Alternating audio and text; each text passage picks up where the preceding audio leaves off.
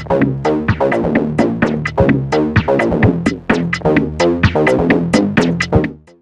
everyone, Rizwan Jagani here, and welcome to my Wednesday talking video. I wanted to expand on a topic that I talked about in my Why Do I Arrange video. If you want to check out that video, click up here. And that is the idea of breaking a language barrier through music. I obviously am an instrumentalist, and the thing about that is it means you're listening to a pure melody, you're not listening to a lyric, you're not listening to a hidden meaning, you're just sort of listening to plain simplicity music in its simplest form, in the form of a melody.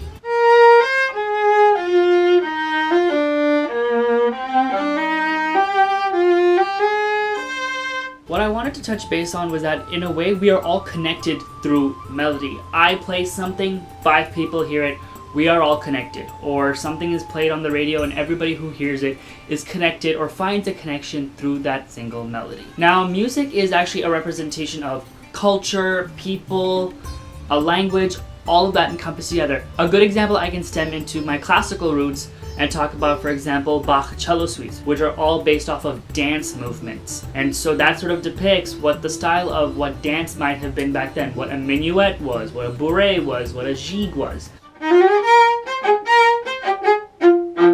You have a Beethoven symphony called the Pastorale, in which each movement depicts a scene of nature.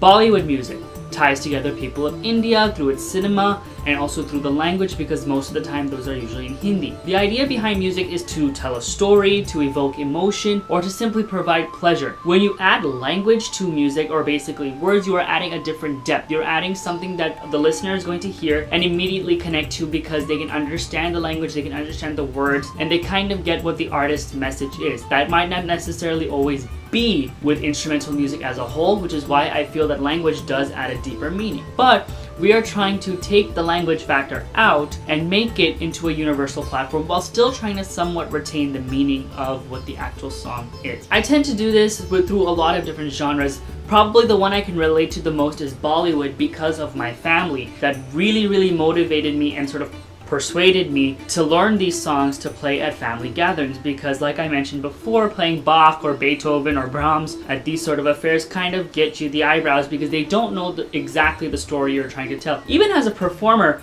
until I really look into a piece myself, I don't know what a piece can be about sometimes. It took a lot of study to understand that, Bach cello suites are made based off of dances. Pastoral Symphony is about nature.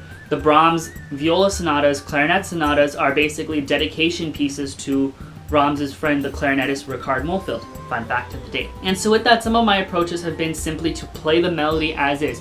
You introduce it as a title, who it's by, and just play the melody.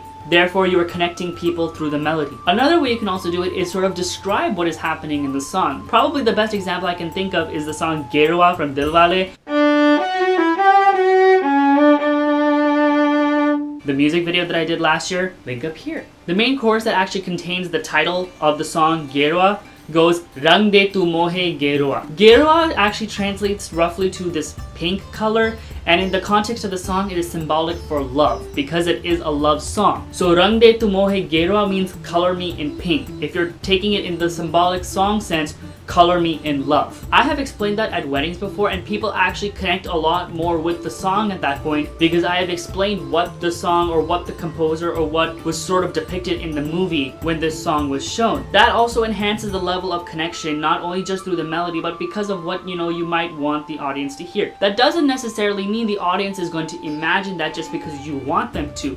I play Gerua, they can think of success, they can think of happiness, they can think of contentment. They may not necessarily think of love. Another example is Defying Gravity from Wicked, which is all about self-empowerment, saying no to the haters. For me, that's a huge message that I've connected to lyrically, and then melodically I try to convey that exact same message because that's how I connect with it.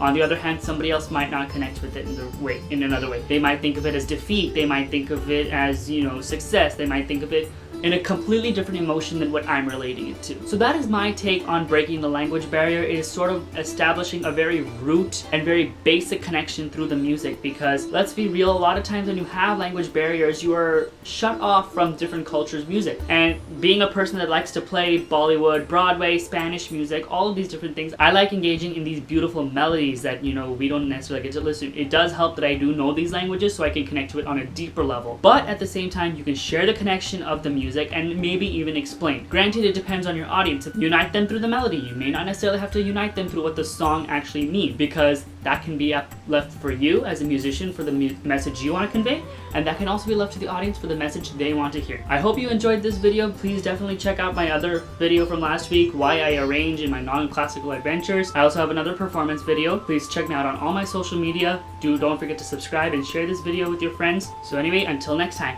bye!